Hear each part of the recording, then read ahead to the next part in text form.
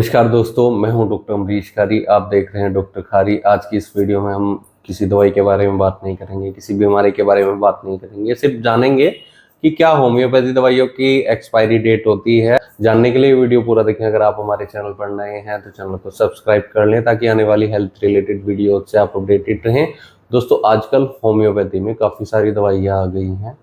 जैसे पहले केवल डॉक्टर्स डाइल्यूशन यूज़ करते थे, अब कुछ फार्मा कंपनी पेटेंट दवाइयाँ भी बनाती हैं, कुछ ऑइंटमेंट भी बनते हैं, कॉस्मेटिक प्रोडक्ट्स भी होम्योपैथी में बनने शुरू हो गए हैं।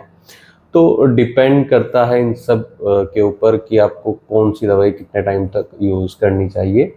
सबसे पहले हम बात करते हैं डाइल्यूशंस की। डाइल्यूशंस की अगर बात करें तो एक पिक्चर मैंने आपको दिखा दी है। इनको डाइल्यूशंस बोलते हैं। इनके ऊपर दवाई का नाम लिखा होता है और ये आपको 30 ml, 100 ml या फिर इससे ज़्यादा की भी 500 ml तक मिल जाती है। पौंड भी इसका मिल जाता है। इसके अंदर पोटेंसी होती है या फिर एम्प्टी फॉर्म में दवाइयाँ होती हैं, मदर टिंचर फॉर्म में, जिसे हम क्यू फॉर्म बोलते हैं।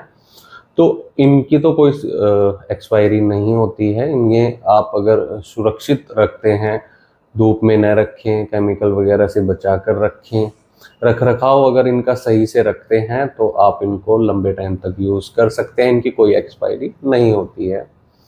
इसके अलावा और किन दवाइयों की एक्सपायरी होती है? दोस्तों, पेटेंट कुछ दवाइयाँ होती हैं, कुछ कॉम्बिनेशंस होते हैं। जैसे मैंने आपको ये फोटो दिखाया है, पैक ब्रांड बनाता है, SBL, काफ़ी सारे ब्रांड्स फार्मा कंपनीज को बनाती हैं। तो ये जो पेटेंट होते हैं, काफ़ी सारी होम्योपैथी दवाइयों के कॉम्बिनेशंस होते हैं और कुछ एडिशनल कंपोनेंट्स भी इनके अंदर होता है, जिसके कारण इसकी एक एक्सपायरी होती है। वो लगभग 4 से 5 साल तक की होती है। सभी के ऊपर लिखा होता है कि कितना उसका मैन्युफैक्चरिंग डेट है और कितनी उसकी एक्सपायरी है, तो वो ध्यान में रखकर ही आप दवाई का इसके अलावा जो कॉस्मेटिक्स होते हैं या ऑइंटमेंट क्रीम होती है या फिर कुछ टॉनिक्स होते हैं, माल्ट्स होते हैं, जैसे अल्फा माल्ट, या कॉस्मेटिक में आप ऑयल यूज़ करते हैं, क्रीम यूज़ करते हैं, है ना।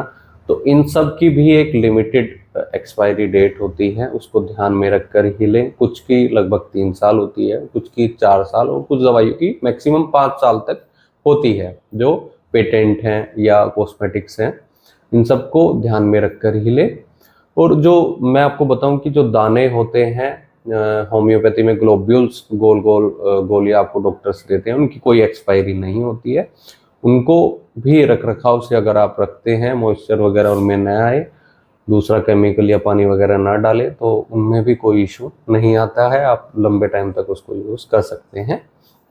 एक्सपायरी सिर्फ जो पेटेंट मेडिसिन होती हैं या फिर कुछ प्रोडक्ट्स होते हैं उनकी होती है। बायो कॉम्बिनेशन जो होते हैं 6x, 3x या 30x पोटेंसी में, पावर में आपको जो देखने को मिलते हैं, उनकी भी कोई एक्सपायरी नहीं होती है। लेकिन अगर आप कोई भी दवाई लेते हैं, लंबे टाइम के बाद लेते हैं, आपके घर में कोई दवाई रखी हुई है या आप नए नए यूज़ कर रहे हैं, बच्चों को देना चाह रहे हैं, तो एक बार होम्योपैथी डॉक्टर से कंसल्ट जरूर कर लेना चाहिए। खुद से किसी भी दवाई का सेल्फ मेडिकेशन न करें या अपने बच्चों को कोई भी दवाई खुद से न दें। इसके लिए आप डॉक्टर से मिले, नहीं तो दिए गए व्हाट्सएप नंबर पर हमसे संपर्क कर इलाज या सलाह ले सकते हैं। वीडियो देखने के लिए धन्यवाद। चैनल को सब्सक्राइब करें और कमेंट सेक्शन में जरूर बताएं कि हमारी वीडियोस आपको कैसी लगती हैं। Thank you.